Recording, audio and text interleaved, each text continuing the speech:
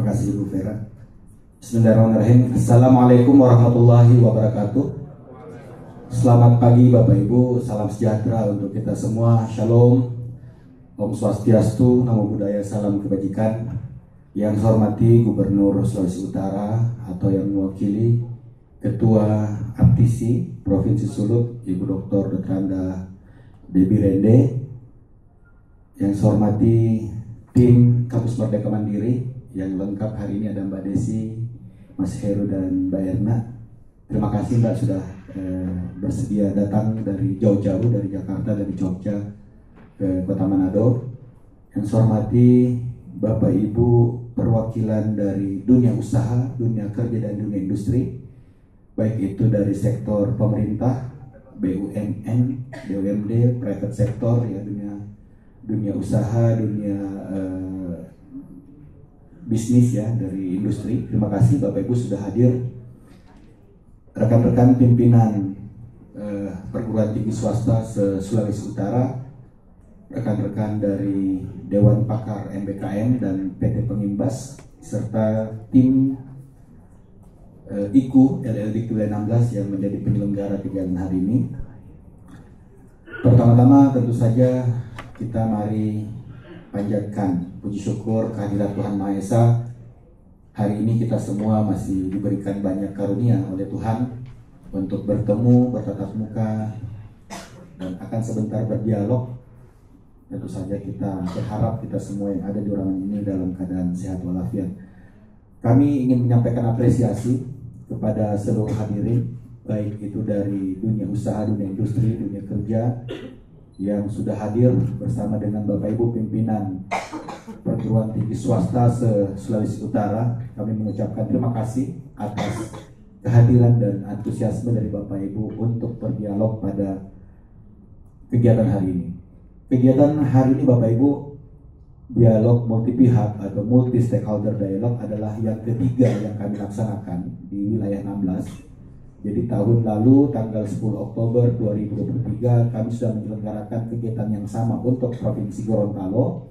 Lalu bulan lalu di tanggal 19 Juli 2024 kami sudah menyelenggarakan untuk Provinsi Sulawesi Tengah, dan hari ini kita di tanggal 26 Agustus kita selenggarakan untuk perguruan tinggi dan mitra di Provinsi Sulawesi Utara. Memang kegiatan ini merupakan model yang dibentuk dari tim Kampus Merdeka Mandiri dan juga tidak hanya diselenggarakan di kita di wilayah 16, namun juga diselenggarakan di LLDP lain. Jadi ini adalah kegiatan yang sifatnya skalanya nasional, namun memang diselenggarakan di masing-masing provinsi untuk mempertemukan dunia usaha dan dunia industri. Kami di LLDP Bapak Ibu itu punya beberapa tugas dari kementerian. Salah satunya menjadi hub kerjasama. Jadi di salah satu, kalau Bapak Ibu tadi Ibu Rektor UNPI sampaikan, Ibu Ketua API sampaikan ada beberapa IKU, kami juga ada 9 IKU, bahkan lebih banyak dari Bapak Ibu. Salah satu IKU-nya adalah memastikan Bapak Ibu di perguruan tinggi itu berkolaborasi dengan mitra-mitra strategis, ya. Jadi itu salah satu yang mesti kami kejar supaya keinginan Pak Menteri terjadi link and match antara dunia kampus, dunia akademisi dengan dunia usaha, dunia industri itu bisa terwujudkan. Kenapa kolaborasi ini penting Bapak Ibu? Karena tentu saja hanya dengan kolaborasi inilah bisa terwujud yang namanya upaya untuk mewujudkan lulusan yang siap kerja dan relevan dengan kebutuhan industri. Jadi kalau kita nggak ketemu nih antara kampus dan industri, pasti akan terjadi missing link. Lulusan-lulusan yang kita hasilkan setiap tahunnya belum tentu relevan lagi dengan kebutuhan yang ada di dunia usaha, dunia industri. Perguruan tinggi punya peran yang strategis dalam menyiapkan SDM yang kompeten dan siap menghadapi tantangan di dunia kerja. Perguruan tinggi juga punya peran dalam menciptakan kurikulum yang sesuai dengan kebutuhan industri serta memberikan pelatihan-pelatihan yang aplikatif. Di satu sisi Bapak Ibu, dunia usaha, dunia industri juga membutuhkan tenaga kerja yang siap kerja, yang tidak hanya memiliki pengetahuan, tapi yang tidak kalah penting juga punya keterampilan keterampilan yang sifatnya praktis dan juga soft skill. Soft skill ini yang saya rasa sangat penting Bapak Ibu ya. Saya sering sampaikan kalau kita diskusi bahwa ada riset dari Harvard, dari Stanford, dari Carnegie Foundation bahwa ternyata lulusan perguruan tinggi itu ketika mereka kerja 85% yang berperan terhadap kesuksesan mereka adalah penguasaan terhadap soft skill, bukan lagi pada hard skill. Bukan berarti hard skill nggak penting, tapi soft skill perlu kita siapkan karena itu ternyata lebih bermanfaat bagi mereka untuk bisa survive di dunia kerja. Makanya banyak kegiatan-kegiatan atau program-program kami memang fokusnya kepada penguatan soft skill. Nah tentu saja Bapak Ibu, kita berharap dengan kolaborasi yang kita jalin hari ini, dengan link match yang kita bangun hari ini, perguruan tinggi bisa meningkatkan relevansi kurikulumnya, sementara dunia usaha, dunia industri bisa mendapatkan tenaga kerja, sumber daya manusia yang sesuai dengan standar mereka. Nah ini yang perlu nanti kita implementasikan bersama Bapak Ibu dalam proyek-proyek kolaborasi, baik itu kegiatan-kegiatan yang tujuannya memang untuk menjembatani kesenjangan antara perguruan tinggi dengan industri. Ini yang akan kita dorong. Nah tadi Ibu Ketua APTI sampaikan Bapak Ibu ada 8 IKU bagi perguruan tinggi. 4 dari 8 IKU itu Bapak Ibu kita rancang memang niatnya itu untuk mendorong kedekatan industri dengan perguruan tinggi. Misalnya IKU yang kedua yang akan kita bahas sebentar, IKU yang kedua itu memberikan kesempatan kepada mahasiswa untuk belajar di luar prodinya at least 2 semester atau 42 SKS. Tentu saja salah satu bentuk yang mereka bisa lakukan adalah kegiatan magang atau studi independen di industri. IKU 3, kita mendorong dosen-dosen kita untuk bertridharma di luar kampus, termasuk menjadi praktisi, menjadi konsultan di dunia industri, dunia kerja, dan dunia usaha. IKU yang keempat, kita mendorong dosen-dosen kita memiliki sertifikasi kompetensi, tidak hanya dari lembaga sertifikasi profesi, namun juga dari dunia usaha, dunia industri. Serta yang tidak kalah penting Bapak Ibu, kita mendorong atau mengundang para profesional, para ahli dari industri untuk datang ke kampus kita sebagai praktisi mengajar. Dan IKU ke-6, kita mendorong program studi yang ada di perguruan tinggi untuk bermitra dengan atau berkolaborasi dengan mitra-mitra strategis. Jadi bayangkan Bapak Ibu, 4 di antara 8 IKU yang ada itu memang tujuannya untuk mendorong kemitraan antara dunia usaha, dunia industri dengan dunia perguruan tinggi. Nah, pada pertemuan hari ini Bapak Ibu, tema yang kita angkat adalah MBKM. Jadi kita memang akan banyak fokus pada IKU yang kedua. Dan nanti Bapak Ibu nggak usah kemudian ada pertanyaan lagi, Pak, nanti dengan menteri yang baru atau kabinet yang baru, apakah program MBKM ini akan tetap eksis atau tidak? Saya rasa itu pertanyaan yang sudah tidak relevan lagi Bapak Ibu, karena model pembelajaran MBKM ini sudah menjadi norma baru yang diatur dalam Standar Nasional Pendidikan Tinggi. Awalnya diatur melalui Permendikbud nomor 3 tahun 2020 tentang SNDikti, dan sekarang di permen yang tadi disebutkan Ibu Debbie sebagai permen yang kalau kata Bu Debbie agak mengkhawatirkan, tapi kalau kata Mas Menteri, permen ini sebenarnya permen yang memerdekakan perguruan tinggi karena memberikan ruang yang sangat fleksibel untuk melaksanakan proses pembelajaran yang memerdekakan mahasiswa. Cuman memang di permen ini ada aturan akreditasi yang ketat, di mana sistemnya sudah bukan lagi kunjungan asesor ke kampus, tapi menggunakan pemantauan data yang sifatnya interoperabilitas melalui Penidikti. Jadi yang kita mau dorong memang kampus yang membangun budaya mutu secara berkelanjutan. Jadi kalau kampusnya kemarin cuma semangatnya pas mau akreditasi, ya itu nggak laku lagi sekarang. Yang kita mau dorong adalah kampus yang betul-betul perform sepanjang waktu. Nah inilah upaya-upaya seperti ini sebenarnya yang kita mau dorong Bapak Ibu untuk meningkatkan budaya mutu kita di kampus.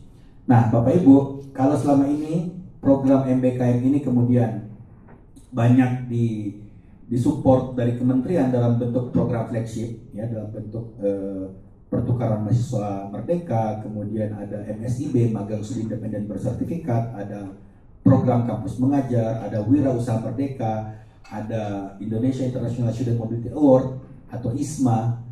Nah, yang kita inginkan sekarang, makanya ada kakak-kakak mandiri Bapak Ibu ya. Artinya perguruan tinggi dituntut untuk merancang sendiri program-program MBKM-nya secara mandiri dan berkelanjutan. Karena sudah ada Permen 53 yang mengatur bahwa di pasal 18 ini adalah menjadi hak dari mahasiswa untuk belajar di luar prodi. Jadi bukan lagi kita melihat ini sebagai sebuah program yang harus kita jalankan dari kementerian, tapi harusnya ini sudah menjadi standar baru yang kita adopsi berdasarkan Permendikbud nomor 53 tahun 2023. Dan yang saya inginkan, mindset kita melihat ini adalah sebagai sebuah kebutuhan Bapak Ibu, bahwa dengan cara MBKM inilah kemudian kita bisa menyiapkan lulusan-lulusan yang relevan dengan dunia kerja. Jadi jangan kemudian menganggap ini beban sehingga kemudian setengah hati mengerjakannya, yang kena dampaknya nanti alumni kita. Karena ketika kita tidak memberikan ruang mereka belajar melalui 9 BKP, ya tentu saja belum tentu relevan dengan apa yang dibutuhkan oleh dunia usaha, dunia industri Bapak Ibu. Setiap tahun kita mengeluarkan 1,8 juta lulusan di perguruan tinggi seluruh Indonesia. Angka pengangguran terbuka sekarang Bapak Ibu, saya baca data BPS terbaru di tahun 2024 ini 7,2 juta orang. 10%-nya merupakan lulusan perguruan tinggi. Tadi saya diskusi dengan teman dari BSG, Pak Jil tadi sampaikan di beberapa sektor itu bahkan demand-nya bisa jadi bilang stagnan, kalau enggak negatif. Kenapa? Karena ada switching dari tenaga manusia ke digital, sehingga mungkin kebutuhannya nggak banyak, berarti lebih kompetitif lagi. Nah kalau kita nggak siapin alumni kita punya competitiveness yang bisa modal buat bersaing, ya jangan salahkan siapa-siapa kalau kemudian alumni kita banyak yang menjadi pengangguran. Nah ini yang sebenarnya yang mau kita bangun kesadaran bersama, bahwa di luar sana sudah berubah Bapak Ibu. Dunia usaha, dunia industri sudah tidak sama seperti ketika zaman kita dulu. Jadi cara kita mengajar, cara kita mempersiapkan alumni kita harusnya juga sudah bertransformasi, melihat bagaimana dunia yang ada di luar sana. Nah, jadi dari tadi yang saya sampaikan, program-program flagship yang selama ini dibuat oleh kementerian bisa saja kita adopsi Bapak Ibu, misalnya dengan magang. Jadi dengan pertemuan hari ini saya berharap ada penyamaan persepsi antara perguruan tinggi dengan kampus, ya, terbangun mitra, sehingga program-program magang yang sifatnya mandiri bisa diinisiasi antara peserta yang hadir hari ini. Ada beberapa manfaat, ini saya ambil dari data dari tim MBKM Bapak Ibu. Contoh ya, contoh program flagship, manfaatnya bagi semua pihak yang terlibat. Misalnya program magang bagi mitra, banyak mitra atau 86% mitra mengaku terbantu dalam hal penciptaan produk-produk baru, penerapan metode baru, digitalisasi, promosi, dan penyelenggaraan event dengan keterlibatan mahasiswa ketika program MBKM. 60% mitra merasa terbantu mendapatkan fresh graduate lebih dini yang bisa menghemat biaya rekrutmen sampai 100 juta per talent. Jadi sebenarnya kalau kita punya kemitraan yang baik dengan industri, sebenarnya mereka juga, teman-teman di industri juga pasti terbantu dengan kehadiran mahasiswa kita, dengan catatan mahasiswa kita memang siap untuk menjadi tenaga kerja yang profesional. Dan bahkan Bapak Ibu, 75% mitra menyatakan bahwa program MSIB bisa setara kualitasnya atau lebih tinggi dari program manajemen trainee yang durasinya 3,8 bulan. Jadi ini sebenarnya mutual kerjasama yang saling menguntungkan yang akan kita dorong. Jadi bagi industri pun sebenarnya program ini kalau kita jalankan dengan baik itu benefitnya luar biasa.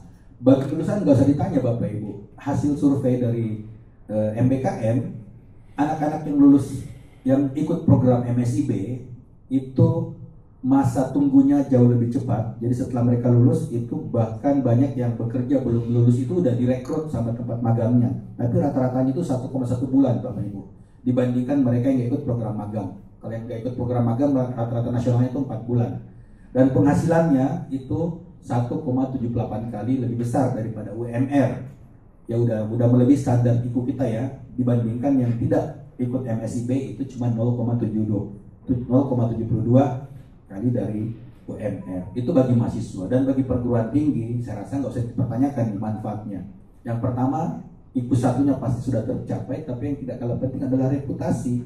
Kalau alumni-alumni kita kemudian terserap di dunia kerja, dunia industri, saya rasa itu menjadi promosi tersendiri bagi kita semua yang ada di perguruan tinggi. Jadi nggak usah bertanya, Pak, alumni pendaftar kami sedikit, ya gimana nggak sedikit kalau kiprah alumni kita juga nggak kedengaran gitu di masyarakat. Jadi ini saya rasa Bapak Ibu yang hari ini akan kita coba bangun ya, dialog antara kampus dengan dunia usaha untuk melihat beberapa hal. Yang pertama, peluang kerjasama, potensi-potensi yang bisa dimanfaatkan di Provinsi Sulut yang selama ini mungkin belum pernah kita garap, tapi kalau kita garap bersama itu potensinya luar biasa bagi perekonomian daerah.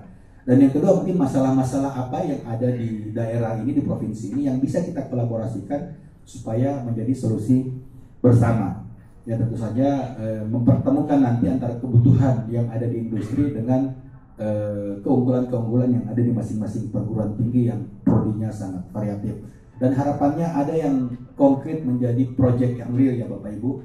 Kemarin di Sulteng itu sangat dinamis ya diskusinya ya, bahkan ada beberapa kelompok yang sudah engagementnya langsung terbangun dan mereka sudah siap untuk menjalankan proyek yang melibatkan industri dengan mahasiswa sebagai pelaksananya. Nah ini yang kita harapkan, contoh-contoh baik yang sudah kita laksanakan di daerah lain juga bisa diadopsi di sini, dan saya berharap tentu saja di bawah Ketua APTISI Ibu Debbie, teman-teman di Sulut bisa kompak ya, bisa sinergi, bisa kolaborasi, nggak usah berkompetisi Bapak Ibu, nggak zaman lagi sekarang berkompetisi, yang ada sekarang kita berkolaborasi. Dan kalau sesama kita saja sulit berkolaborasi, bagaimana kemudian mau mengundang ya dunia usaha, dunia industri untuk mau kemudian terlibat ya berinvestasi. Jadi saya rasa sekarang dunia industri pasti butuh Bapak Ibu dengan student kita, dengan supply SDM dari kita. Cuman sekarang kalau mau mengattract ya atau mau menarik dunia industri ini, tentu saja kita sendiri harus punya kekuatan dulu, kekompakan dulu. Nah ini yang saya harap bisa kita bangun di sini. Terakhir tadi sedikit menanggapi yang KIP kuliah Bapak Ibu ya, mumpung saya bicara di depan sini. Jadi saya betul yang disampaikan Ibu Ketua, saya dekat dengan semua Bapak Ibu, tapi bukan berarti kedekatan itu menghilangkan objektivitas saya. Jadi saya sudah sampaikan kemarin melalui surat bahwa kuota KIP kita memang masih berkurang ya dibandingkan tahun lalu secara nasional. Kemudian terjadi pergeseran juga Bapak Ibu ya, yang selama ini banyaknya di B sudah gesernya ke prodi C. Dan kami dituntut untuk mendistribusikannya juga karena kita diaudit juga ya secara tepat jumlah, tepat sasaran. Jadi kami menggunakan perhitungan yang betul-betul by system. Jadi sangat sedikit sekali intervensi dari perasaan. Jadi kami mengambil 75% kami ambil dari perhitungan student body tahun lalu. Jadi berapa maba Bapak Ibu tahun lalu itu yang kami jadikan patokan. Jadi yang banyak maba tahun lalunya banyak juga, karena itu kan menunjukkan daya tampung Bapak Ibu. Kemudian sisanya itu menggunakan sistem insentif dan disinsentif. Yang IPU-nya bagus itu pasti akan ada tambahan. Yang misalnya juga ada komitmen yang kurang baik ya. Contoh perguruan tinggi yang sama sekali nggak pernah ngirim proposal untuk pengabdian penelitian, itu kami kurangin. Jadi bukan cuma ditambah berdasarkan kinerja, tapi yang kinerjanya jelek juga kami kurangin. Ya, jadi kalau Bapak Ibu tidak ada prestasi tapi tidak ada juga pelanggaran, ya berarti jumlah kuotanya sesuai dengan proporsi student body. Jadi mohon maaf Bapak Ibu, tapi seperti tahun lalu standby saja. Kalau ada tambahan dari wilayah lain yang sebenarnya kadang-kadang banyak melempar nih PTN ya. Kalau kita dapat limpahan dari PTN itu biasanya siapa cepat dia dapat ya, karena kadang-kadang dari Puslapdik dia butuhnya cepat ya. Jadi kadang-kadang kinerja udah nggak jadi patokan lagi nanti. Jadi nanti siapa yang cepat siap datanya itu kita bagikan. Jadi disiapkan saja Bapak Ibu. Saya nggak janji, tapi kalau lihat pengalaman tahun-tahun sebelumnya biasanya ada tambahan yang cukup signifikan di akhir tahun. Saya rasa itu yang bisa saya sampaikan. Selamat berdialog, berdiskusi. Sekali lagi terima kasih khususnya kepada rekan-rekan mitra dari industri. Kalau pimpinan PTS kita sering ketemu, tapi dengan mitra industri Ini mungkin pertemuan kita yang pertama, dan mudah-mudahan pertemuan ini bisa juga mendekatkan kita ya, dan bisa ada proyek-proyek lainnya nanti di jangka panjang yang bisa kita laksanakan dengan teman-teman di dunia usaha, dunia industri, dan dunia kerja. Dengan mengucapkan basmalah, bismillahirrahmanirrahim, kegiatan dialog multi pihak MBKM dengan tema optimalisasi potensi sulut melalui MBKM Mandiri secara resmi kami buka. Terima kasih Bapak Ibu. Assalamualaikum warahmatullahi wabarakatuh, dan semoga Tuhan memberkati kita semua.